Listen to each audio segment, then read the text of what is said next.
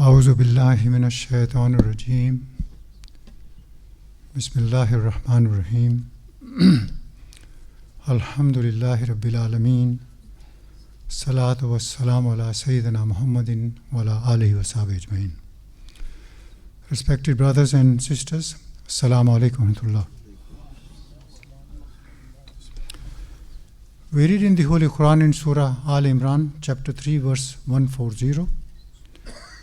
وَتِلْكَ الْأَيَّامُ نُدَاوِلُهَا بَيْنَ النَّاسِ. And the days we alternate them among the people. We find that Muslims were superpowers in the world for over 1,000 years. They ruled India about 900 years. After 1,000 years, when India gained independence, Muslims were allocated less than 1/4 of the land. That was called Pakistan. Soon afterwards, that also separated into Bangladesh and Pakistan. So Muslims who ruled India have a lot to answer for. Can you imagine ruling a country close to 1,000 years? And when the partition takes place, Muslims only get less than 1/4. Why? Because they did not pass on the message of Islam. The first and foremost duty of a Muslim is to pass on the message of Islam. They failed to do that. So no doubt they have a lot to answer for. Muslims ruled Spain for around 800 years. After 800 years, they were made to leave the country in 1492. And they were given 3 options. Either they leave the country, or they convert to Christianity, or they be ready to be slaughtered. Why? Because in order to be a ruler, brother fighting against brother, son against father, and so the rule disintegrated. Abu Abdullah, who was the last ruler in 1492 of Andalusia, he made a pact with King Ferdinand and Queen Isabella that they will honor this contract if they were to surrender. After surrendering, King Ferdinand and Isabella refused to honor the agreement they had made. So this ruler, Abu Abdullah, he wept. And his mother made a remarkable comment. She said, if you could not fight like a man, now don't weep like a woman. Such was the situation, because they failed during these 800 years to pass on the message to local inhabitants. So in this country, Allah subhanahu wa ta'ala has placed us in this non-Muslim land. And so we have this foremost duty to pass on the message of Islam. And this is by our words and by our conduct, by our words and by our deeds. When we convey the message, we don't expect all of them to accept Islam. But at least when we talk to them, the barriers of misunderstandings are demolished. You see, when you talk to them, they don't know that we believe in Jesus, peace be upon him, that we believe in his virgin birth, that we believe in the miracles that he performed, and we believe that he was indeed a mighty messenger of God, born miraculously. They don't know that. They don't know because we haven't told them. So over hundreds of years, Muslims have really failed to convey the message. After the 1109, when the local national newspapers refused to accept our ad, we wanted to present the Islamic perspective relating to terrorism, and they refused to accept our paid ads. So we then wrote to the Lords, House of Lords, we wrote to the MPs of the House of Commons, we wrote to the councillors, we wrote to Euro MPs asking them that, look, in the newspapers, the verses of the Quran are misquoted, mistranslated, quoted out of context. So you owe it to yourself to read the Quran. And we said, if you fill in the coupon below, we'll be happy to send you a complimentary copy of the Quran. And we had many, many replies, and we sent them Quran. And the kind of responses that we had depicted that no one had done this exercise before. So we Muslims have really failed, and that's why we are suffering. That's why we occupy the position in the world that we do today. In this country, one other additional responsibility that we have is to educate our children. Otherwise, as someone remarked, we came to this country, we won the bread, but we lost our souls. Our souls are our children. Now the times have gone when you could indoctrinate children and teach them parrot-fashioned. This is not the day.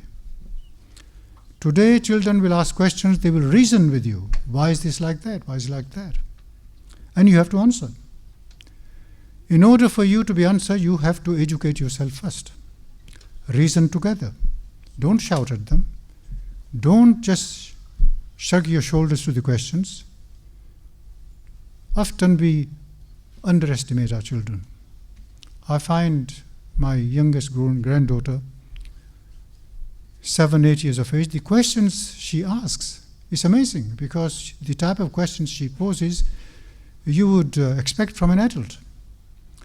So expect those type of questions and guide them as you would guide them if they asked you a question about science or maths or about other subjects. This is very important. So, I took, in fact, we used to have 11 families, and we used to have one dish party. One dish party meaning the first Friday of every month, these families would get together and they bring one dish with them, so we get together, the families. Then we thought it would be a good idea if every Friday evening we had dars classes. So brothers and sisters would sit and we would read the Quran, one ruku, and we discuss it and we read the tafsir of the Quran. The children of all ages, they would get together and we teach them salah with meaning, we teach them about the seerah, and we teach them about the Quran. And the session I used to have with them was open session. They could ask any question. Whatever they wanted, they were allowed to ask. For God, against God, for Islam, against Islam, anything, everything, just get it out of your system. Anything that may be confusing, any point that may be confusing with your mind, thresh it out. Here's your opportunity. And the type of questions that we used to have were amazing. You see, because if you tell a child that it's haram in Islam to eat pig, a child will ask you that why is it haram? So you have to tell them. And the similar type of questions we have in the non-Muslims groups coming to the exhibition. Your response has to be convincing. Not just say Allah says in the Quran that it's haram, so it's haram. But of course Allah says that is haram, but what is the reason? So you explain to them. You tell them, normally we eat the meat of herbivorous animals. Herbivorous animals, those are the animals that eat vegetation. And we do not eat the meat of carnivorous animals. These are the animals that eat flesh. Now, pig eats both. Pig eats vegetation and flesh. So guidance is needed. So God Almighty says, don't eat it. And we find that Jews don't eat it. We find that Muslims don't eat it. And Jesus, peace be upon him, he never ate pig's meat. So Jews and Muslims and Jesus, peace be upon him, they didn't eat. And of course, other reasons. You see, the pig is the only animal that eats its own excrete. Its own excrete. And as it has a simple stomach, so it relatively quickly becomes a part of its body. So non-Muslims group, what I'm trying to point out is ask yourselves, what is it that you're eating? The pig is the only animal that will eat its own dead offspring. So the reply is convincing, and of course if they have any further questions to ask relating to this point, they can do so. And if you educate them in this manner, then they will be able to pass this information on to their non-Muslim friends also. So it's important. Then they'll ask you about why is it that we eat halal meat? Why can't we eat the meat that other people do? So you have to tell them, you see, in all godly faiths, God Almighty commands, even in today's Old Testament, New Testament, and in the Quran, the consumption of blood is forbidden because it's detrimental to human body. And you give them examples. And you tell them that, you see, Jews only eat what is called kosher meat. It's slaughtered in exactly the same way as halal meat is slaughtered, that ensuring that the blood from the body, as far as possible, of the animal comes out. And Muslims eat halal meat, exactly the same. Only kosher is in Hebrew and halal is in Arabic, but the method is the same. It's the zabiha, is called, in the manner the animal is slaughtered so that the blood comes out. So we find that Jews eat kosher meat, Muslims eat halal meat, and Jesus, peace be upon him, referring to the followers of Christ, Christians, he only ate kosher meat. He only ate kosher meat because he was a Jew. So he had to follow the commandments. And he had said that he has not come to abolish any of the laws, but he has come to fulfill those laws. So again, sometimes unexpected questions will come, but you have to be prepared for those. For example, talking about Mi'raj, ascension of the Prophet, peace be upon him, a Muslim boy, he asks that how can it be that Muhammad sallallahu alaihi wasallam, he went to ascension, he was shown paradise. How could he have been shown paradise when it hasn't come into existence yet? So you have to answer those questions. And you see God Almighty is above and beyond time and space. For him, past, present, and future are the same.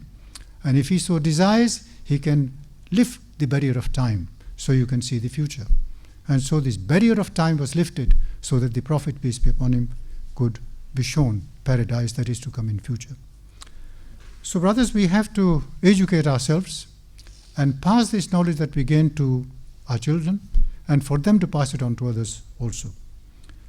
And I have experience in answering these type of questions, and alhamdulillah, the groups that come here, mainly non-Muslims, lectures, teachers, groups from schools, colleges and universities. If you have any problem, I'm always here. After Jummah, you're welcome to contact me. So may Allah subhanahu wa ta'ala help us, guide us to educate ourselves, to know more about Deen and to pass it on to others, inshallah. Wa akhiru da'wana alhamdulillahi rabbil alameen. Assalamu alaikum wa rahmatullah.